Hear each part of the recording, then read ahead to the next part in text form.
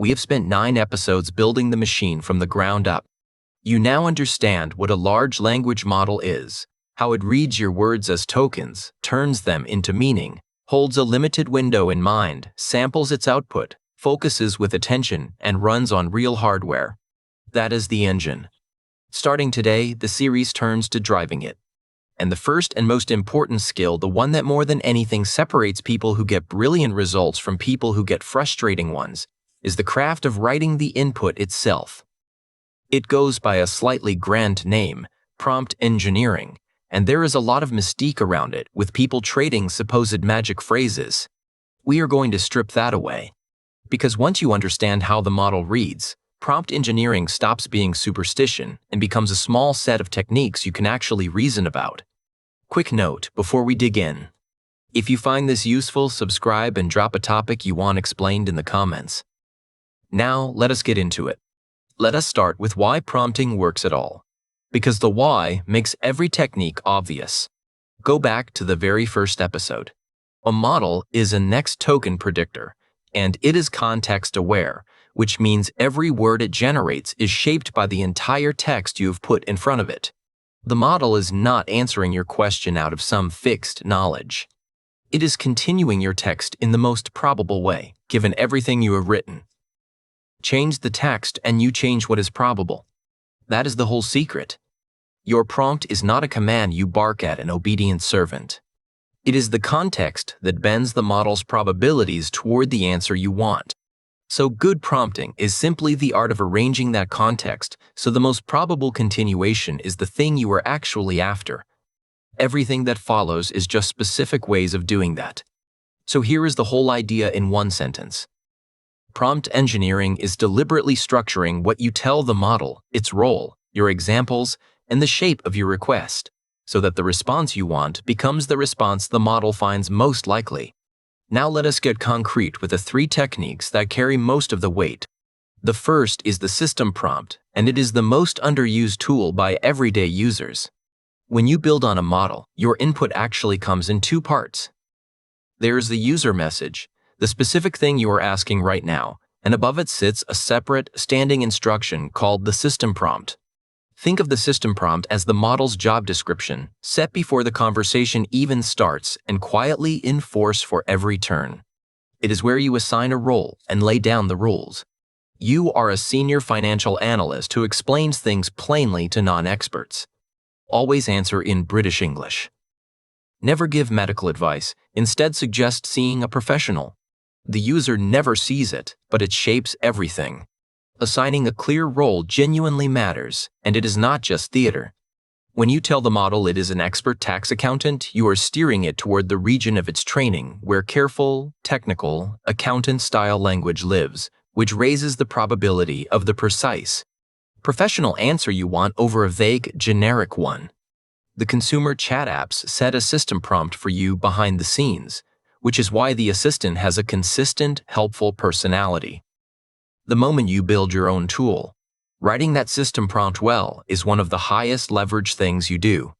The second technique is the one with the most almost magical payoff, and it is the direct, practical use of an idea we first met in episode 1, in context learning.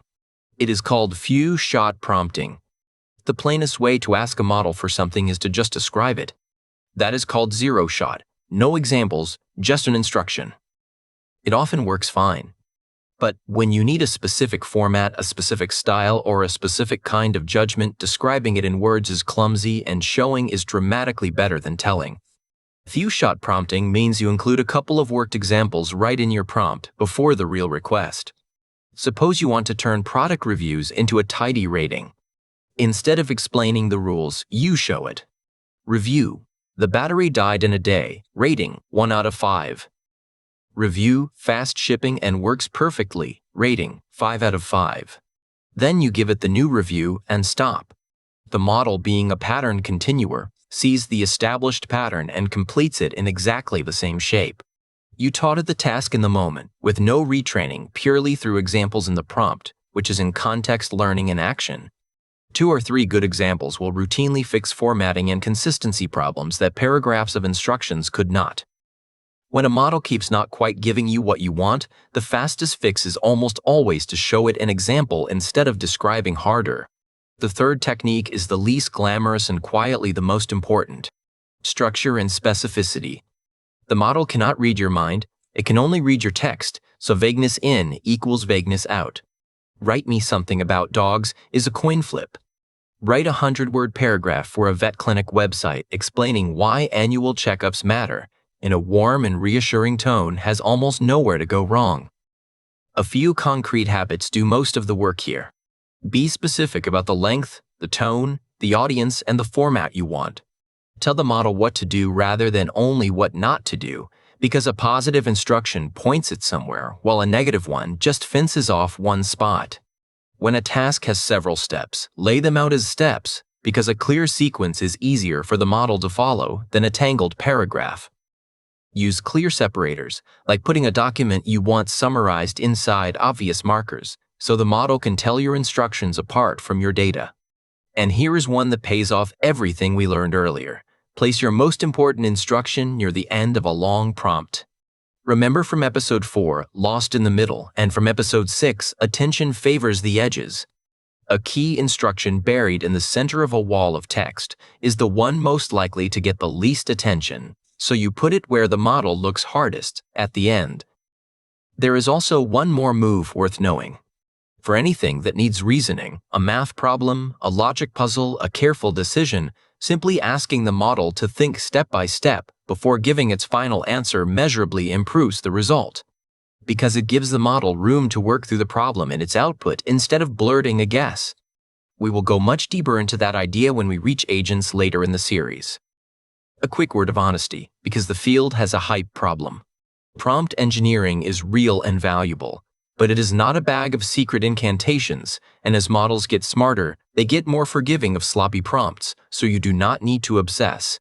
The durable skills are the boring ones: being clear, being specific, showing examples, and structuring your request, and those will keep working no matter how the models change underneath. So how does this land depending on who you are? As an individual, this is the single highest return skill on this entire list because it costs nothing and improves every interaction you will ever have with these tools. Just being specific and showing one example will lift the quality of your results more than switching to a fancier model. As a startup, the prompt is not a casual thing you type. It is part of your actual product, often the core of it. Your carefully tuned system prompt and few-shot examples are real engineering assets that you test, refine, and version like code. Because a better prompt can be the difference between a feature that delights and one that embarrasses you, with no change to the underlying model at all. And as a large enterprise, prompting becomes a managed discipline.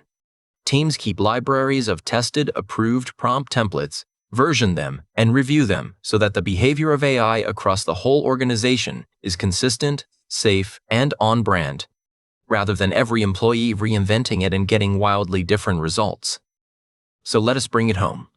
Prompt engineering works because the model continues your text in the most probable way, so arranging that text well is how you make the answer you want the likely one. Set the role and rules with a system prompt, teach the exact format by showing a couple of examples with few-shot prompting, and be specific and structured, putting your most important instruction where attention is strongest. It is not magic words, it is clear communication aimed at how the model actually reads.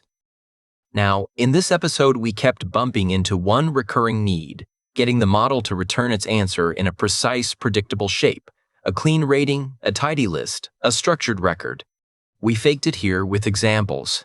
But when you are building real software on top of a model, hoping for the right format is not good enough. You need it guaranteed, every single time, in a form your code can read. In the next episode, we get exactly that, with structured output and JSON mode. That is the core of it. If this helped, hit like and subscribe, ring the bell for the next deep dive, and tell me in the comments what you want broken down next. Thanks for watching.